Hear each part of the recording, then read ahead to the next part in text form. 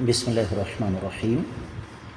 معزز خاتم حضرات، السلام علیکم ورحمۃ اللہ وبرکاتہ۔ غیرت رب کائنات کا ایک عظیم تحفہ اور انعام ہے،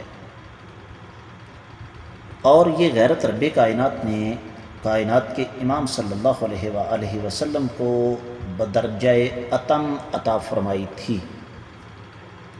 یہی ہمارے آج کے حدیث کے سبق کا موضوع ہے کہ آقا علیہ الصلوۃ والسلام کس قدر غیرت والے تھے۔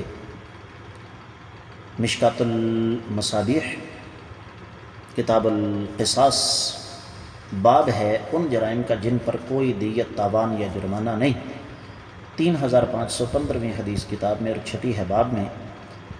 وعن سہل بن سعد رضی اللہ عنہ ان رجلا اطلع فی جحر فی باب رسول اللہ صلی اللہ علیہ وسلم ومع رسول اللہ صلی اللہ علیہ وسلم مدری يحك به رأسه فقال لو أعلم أنك تنظرني لطنعت في عينيك انما جعل الاستئذان من اجل البصر متفق علیہ۔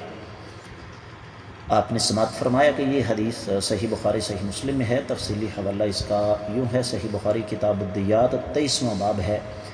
جس نے کسی کے گھر میں جھانکا اور جھانکنے والے کی آنکھ پھوڑ دی گئی گھر والوں کی طرف سے تو اس پر دیت نہیں ہے۔ 6900 پہلی حدیث صحیح بخاری میں۔ دو مقامات پر اور بھی ہے، 5924، 6241۔ صحیح مسلم میں 5638 اور 39 ہے۔ سنن ترمذی میں 2709 ہے۔ سنن نسائی میں 4843 اور مسند الحمیدی میں 953 حدیث ہے۔ تو حدیث کی سند پر کسی قسم کا کوئی شک و شبہ نہیں ہے۔ ترجمے کی طرف بڑھتے ہیں۔ سیدنا سہل بن سعد رضی اللہ تعالیٰ عنہ سے روایت ہے کہ ایک آدمی نے آقا علیہ الصلوۃ والسلام کے دروازے کے سوراخ سے جھانکا۔ آقا علیہ السلام کے پاس لکڑی یا لوہے کی کنگھی نما کوئی چیز تھی جس سے آپ اپنا سر کھجلاتے تھے۔ آپ نے فرمایا اگر مجھے پتہ ہوتا کہ تم مجھے خفیہ طریقے سے دیکھ رہے ہو تو میں تمہاری دونوں آنکھوں میں اسے چبو دیتا۔ دیکھنے ہی کی وجہ سے، جھانکنے ہی کی وجہ سے تو اجازت لینے کا حکم دیا گیا ہے۔ معزز خاتم حضرات، بظاہر اس حدیث سے یہ معلوم ہوتا ہے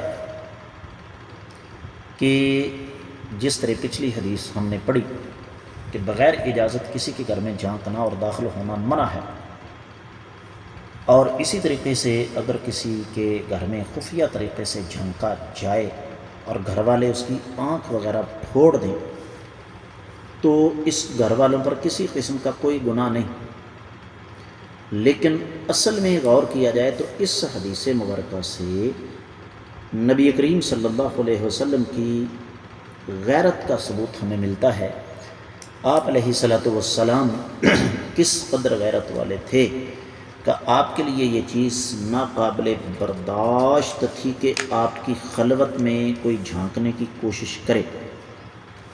اب اس میں میرے اور آپ کے لیے ایک بڑا اہم اور بنیادی درس ہے۔ کچھ لوگ ہم میں سے اس کام کے لیے مخصوص ہوتے ہیں، انہیں دوسروں کے ذاتی معاملات میں دلچسپی لینے کا اس قدر شوق ہوتا ہے کہ وہ اگلوں کا جینا حرام کر دیتے ہیں۔ یاد رکھیے، یہ شریعت کے احکامات کے بالکل منافی ہے۔ دوسروں کی پرائیویسی، دوسروں کی ذاتی زندگی میں بلا وجہ مداخلت کرنا یہ شرعی طور پر جائز نہیں، اور یہ جو دوسروں کی ٹو میں رہنے والے ہیں ان کو اللہ تعالیٰ سے ڈرنا چاہیے۔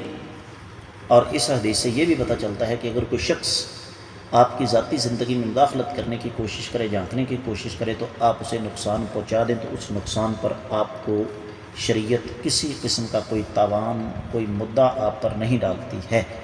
تو میں امید کرتا ہوں کہ آپ کو یہ حدیث اچھی طرح سمجھ آ گئی ہوگی۔ اس کے ساتھ ہی آج کے سبق سے اجازت چاہوں گا۔ السلام علیکم ورحمۃ اللہ وبرکاتہ۔